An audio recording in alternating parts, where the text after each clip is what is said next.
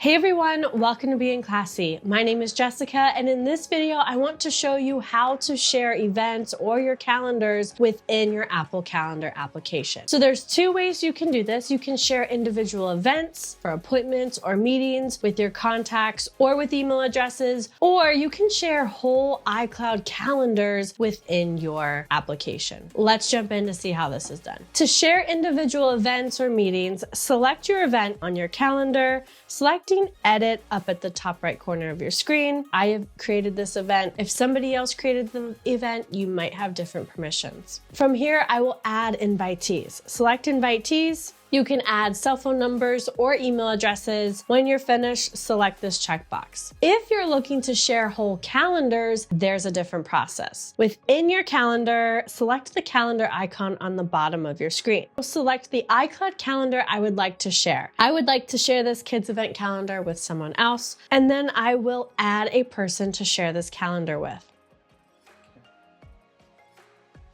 So I have added Peter to this calendar, and right now Peter has view and editing permissions to this calendar. I actually only want him to be able to view it. So select the person you have shared it with, and from here you can turn off allow editing so they are only able to view your calendar.